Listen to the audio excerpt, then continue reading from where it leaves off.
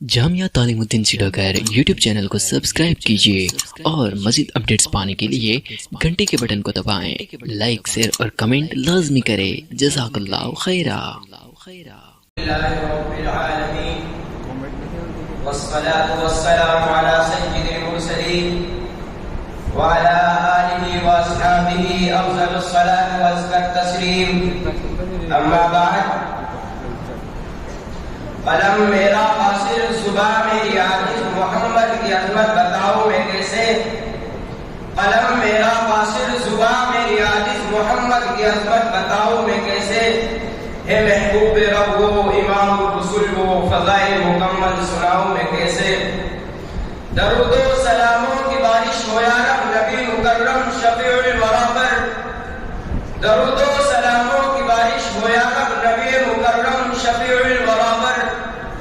حسان اس دعا پر قلم روکتا ہوں مگر دل کی حسرت مٹاؤں میں کیسے؟ صدر محترم، حاضرین جلسہ اور سامعین کرام، وہ شام کیا شام دل نواز تھی جو اس صبح کی آمد کی خبر دے رہی تھی، جس میں نبیوں کے امام، رسولوں کے سردار پیدا ہونے والے تھے۔ وہ صبح کیا صبح جاں تھی جو نوید بہار لے کر آئی کہ غریبوں کا والی، یتیموں کا مولا، ضعیفوں کا ملجا، بھاگیوں کا ہادی، روشنی کا پیغمبر، ظلمتوں کا پردہ در، یعنی وہ خاتم الانبیاء والمرسلین حضرت محمد مصطفیٰ صلی اللہ علیہ وسلم ولادت باسعادت ہو چکے ہیں۔ وہ رسول جس کی دعا حضرت ابراہیم علیہ السلام نے مانگی تھی، جس کی بشارت حضرت عیسیٰ علیہ السلام نے دی، جس کی آمد کی خبر ہر زمانے کے انبیاء اپنی اپنی امتوں کو دیتے آئے تھے۔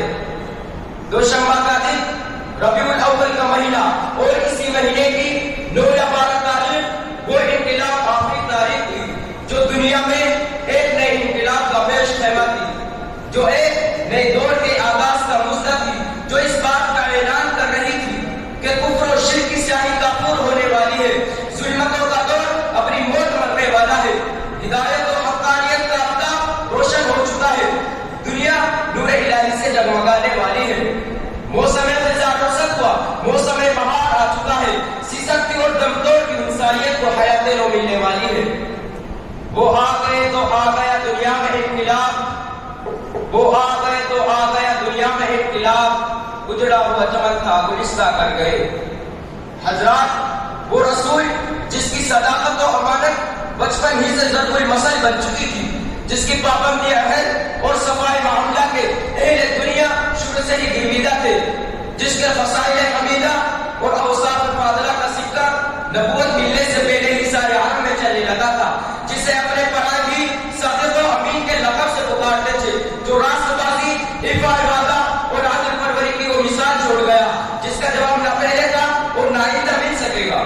وہ اپنے کمال اور صفات میں خود اپنا جواب دے۔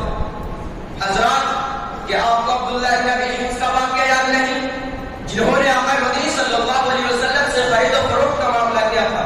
کچھ باتیں ہو چکی تھی، کچھ باقی تھی، وہ پھر آنے کا وعدہ کر کے چلے گئے اور بھول گئے کہ حضور صلی اللہ علیہ وسلم کو روک کر آیا ہوں۔ 3 دن کے بعد یاد آیا، دوڑتے ہوئے اسی مقام پر پہنچے، دیکھا کہ حضور صلی اللہ علیہ وسلم وہیں کھڑے ہیں۔ دوسرا ہوتا کیا کچھ نہ کہتا، مگر حضور صلی اللہ علیہ وسلم نے صرف اتنا کہا، تم نے مجھے زحمت دی ہے، میں 3 دن سے یہی تمہارا انتظار کر رہا ہوں۔ کیا خانہ کعبہ میں حجر اسود نصب کرنے کا واقعہ آپ کی فہم و فراست اور عدل پروری کی روشن مثال نہیں؟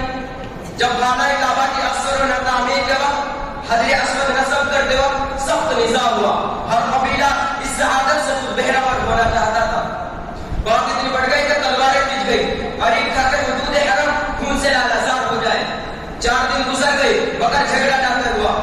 آخر 5ویں دن قریش کے ایک سب سے محمد شاہ کی رات پر یہ دے پایا کہ کل صبح جو حرم میں جائے اسی کو حکم مقرر کر دیا جائے۔ قدرت خداوندی کا کرشمہ دیکھیے، دوسرے دن حرم میں داخل ہونے والا کوئی اور شخص نہیں بلکہ محمد عربی صلی اللہ علیہ وسلم تھے۔ آپ کو دیکھنا تھا کہ لوگ خوش ہو کر پکار اٹھے، ھذا الامین الذین، امین آ گئے، ہم ان کے فیصلے پر راضی ہیں۔ حضور صلی اللہ علیہ وسلم چاہتے تو اشرف خود حاصل کر لیتے اور کسی کو موقع نہ دیتے، مگر حضور صلی اللہ علیہ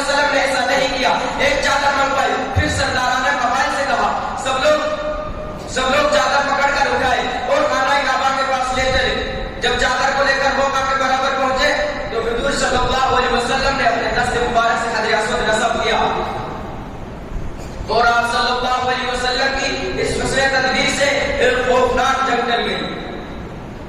صحابہ کرام عمر مبارک کے 41 سال غار حرا میں اللہ تعالیٰ نے آپ صلی اللہ علیہ وسلم کو منصب نبوت سے سرفراز فرمایا. مالک ارض و سما کے فرشتے نے اسرار نبوت کے لیے آپ صلی اللہ علیہ وسلم کا سینہ مبارک کھول دیا اور کہا اقرأ بسم ربک الذی خلق، پڑھیے اس خدا کے نام سے جس نے کائنات کو پیدا کیا. حضور صلی اللہ علیہ وسلم نے پیغام نبوت لوگوں تک پہنچانا شروع کر دیا. سب سے پہلے ایمان اسلام کی دولت سے مشرف ہونے والوں میں حضرت خدیجہ رضی اللہ تعالی عنہ، حضرت ابوبکر صدیق رضی اللہ تعالی عنہ، حضرت علی رضی اللہ تعالی عنہ، حضرت زید بن حارثہ رضی اللہ تعالی عنہ، حضرت ام ایمن رضی اللہ تعالی عنہ ہے. پھر ان حضرات کی کوششوں سے اسلام کا دائرہ پھیلنا شروع ہوا، مگر ابھی تک کھلا تبلیغ کا حکم نہ تھا. لیکن وہ مرحلہ بھی آ گیا اور ارشاد ہوا فاستع بما تؤمر، جو حکم تم کو ملا ہے اسے علی اعلان کر دو. دوسری جگہ ارشاد ہوا وَأَنذِرْ عَشِيرَتَكَ الْأَقْرَبِينَ، اپنے قریب کے رشتہ داروں کو ڈر سنا دو. آپ صلی اللہ علیہ وسلم کو اس سفر پر تشریف دے گئے اور پکار کر کہا اے بنی فہر، اے بنی عدی، اے بنی عبد مناف، اگر میں تم سے کہوں کہ اس پہاڑ کے دامن میں ایک لشکر کھڑا ہے جو تم پر حملہ آور ہونے والا ہے، اکون تم مصدقیہ، کیا تم میری تصدیق کرو گے؟ سب نے جواب دیا ہاں تصدیق کریں گے، کیونکہ ما ضربنا علیک الا صدقا، ہم نے آپ کو ہمیشہ سچ بول دکھایا ہے. حضور صلی اللہ علیہ وسلم نے فرمایا فإنی نذیر لکم بین یدی عذاب شدید، بس یہ سمجھ لو کہ میں تم کو اس سخت عذاب سے آگاہ کرنے آیا ہوں جو بالکل تمہارے سامنے ہے. سوچئے وہ قوم جو ابھی آپ کے ہمیشہ سچ بولنے کا اقرار و اعتراف کر چکی تھی، اسی کے لبوں پر اس اعلان حق کے بعد سکوت طاری ہو گیا. کوئی بھی اس اعلان حق پر لبیک کہنے والا نہ ملا، بلکہ انہی میں سے آپ کے سگے چاچا اٹھ کر گستاخانہ لہجے میں کہنے لگے تبا لک سائر اليوم لهذا جمعتنا، سارے دن تمہارے لیے خرابی ہو، کیا اسی کے لیے تم نے ہم کو بلایا تھا؟